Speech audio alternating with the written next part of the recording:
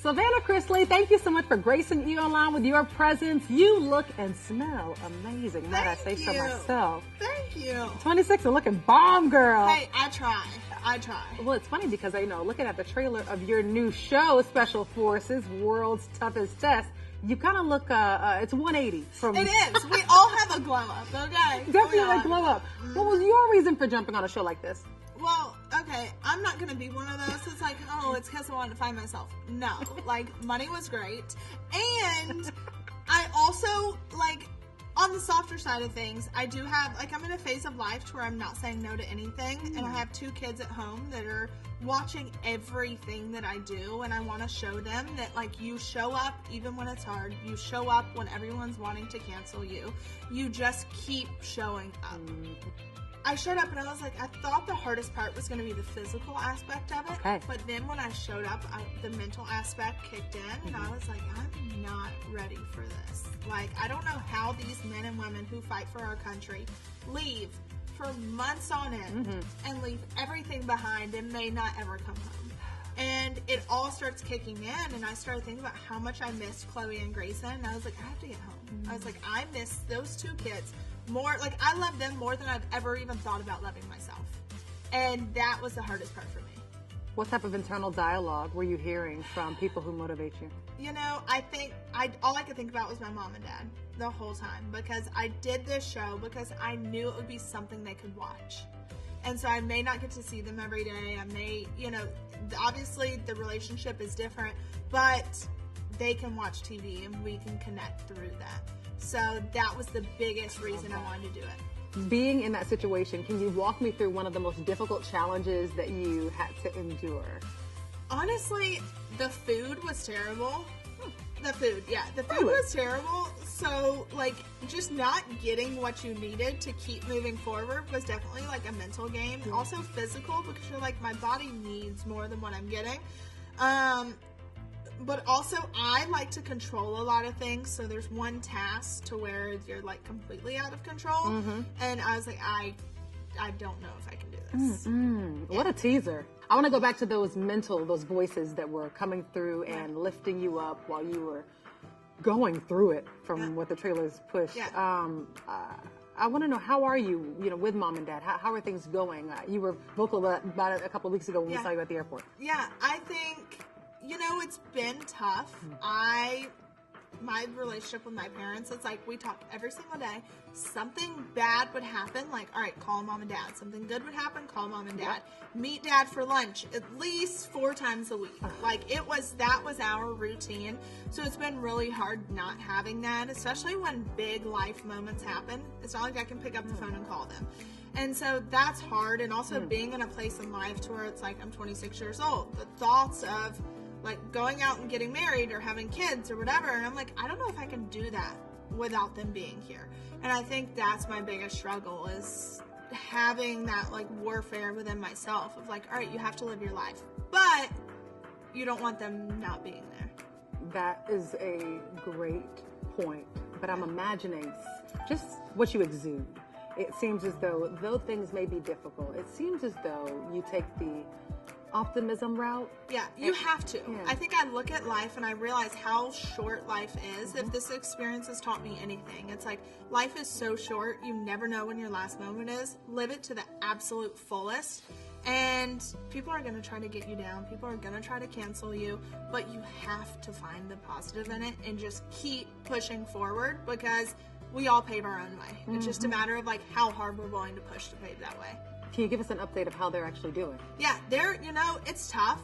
Our system is so unbelievably broken, and it's hard because I say I'm like the poster child for being tone deaf to our system. Obviously, like, the African American community has dealt with it forever. I haven't had to deal with it. So I've just been like, okay, like, I didn't know.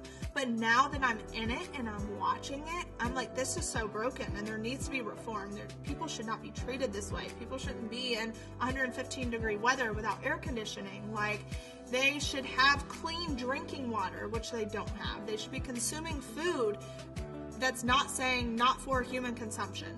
They should our system is so broken, and everyone just kind of turns a blind eye to it because they're like, let's throw them in and throw away the key. Are you saying in general, or are you saying that these are the conditions that your parents are actually telling you that they're going through? Yes, that's the conditions they're going through, and that is the norm within our system, unfortunately. Oh my God. Yeah. I know that even though what we're talking about is a dark spot, probably, right now, I imagine. Yeah, for sure, it's a dark spot. But there was, I would say, good news, decent news that came out a couple of days ago about a reduction in sentencing for both of them. For sure. So that was the First Step Act, which it was implemented under the Trump administration, shockingly enough. And it gave incarcerated individuals a second chance to re-enter back into society. So you can take classes, you can better yourself, and that in turn takes off time of your sentence. So it took off about 2 years of dads and about 18 months of moms, which is great, and we're so thankful for that. But there's still so much leeway that needs to be made.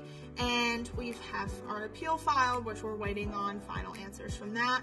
But it's a waiting game, and you keep fighting. But as dark as the situation is, I have people emailing me every single day. Email, direct message, somehow getting a hold of my phone number, just saying like, hey, this is my story. This is how our system has impacted me. Can you please help me?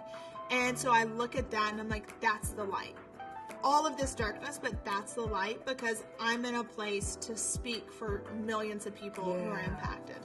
If you could speak for mom and dad and give us how I'm doing to their fans and their people who watched y'all on TV forever. I know. Is there anything, I know you're not the publicist for them, I know you're not but your daughter.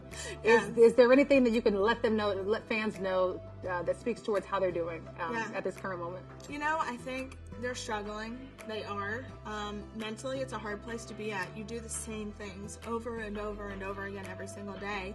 And missing their kids. I mean, I couldn't imagine how they feel. Missing us is hard, but also missing each other. And that's another way that the system is broken, is they've been together almost 30 years. Godly. And they were not these types of, they weren't the couple that was like, hey, let's go on, trips with girls or guys, or no, they were together 24/7. And they've gone now 8 months without speaking. And that's the tough part, is not only does the system break you as a person, but it breaks your marriage, it breaks your family. It's a system that's built to break everything surrounding. But one thing I know about the Chrisleys is that they don't break. No, we don't. No. That's one again, as a fan and also as a journalist, I know that y'all don't break. No. As a matter of fact, I imagine the memoirs, the books, and I know that they're corresponding in there as well. Yes, so they're emailing. They don't do letters just because their mail has been intercepted, and there are people who work at the prison who have committed federal crimes by intercepting their mail and all of these different things. So they don't mail each other, but they do have some emails. They send correspondence home. We have stuff during visitation. I am definitely encouraging books that I'm like, hey, I will buy the rights to. Let's do this.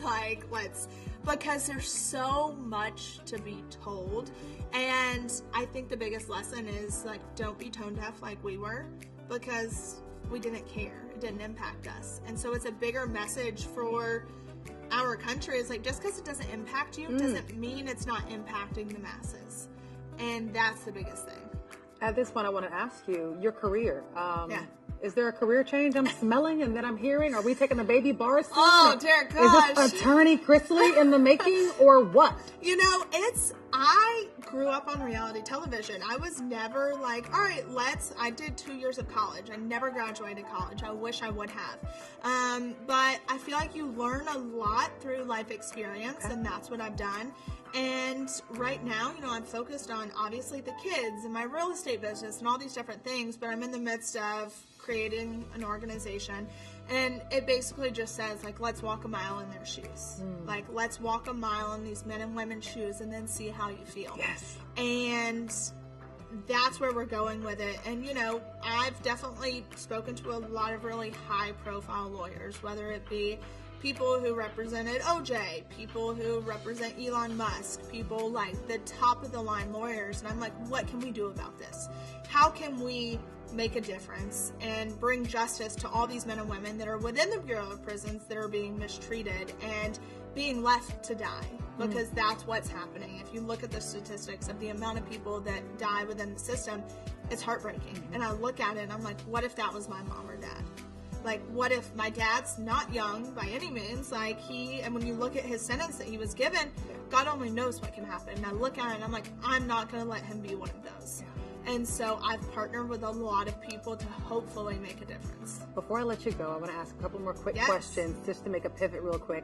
Of course, we miss seeing the Chrisleys on television. I don't know if these conversations are even appropriate when you're having your phone calls with mom and dad, but have you ever thought about, with you and the siblings, or have you ever thought about going one day, y'all all kind of reuniting back on reality television? Yeah, so we're actually in the midst of doing that, which is so fun. We partnered with Scout Productions, who did Queer Eye and all these fun shows.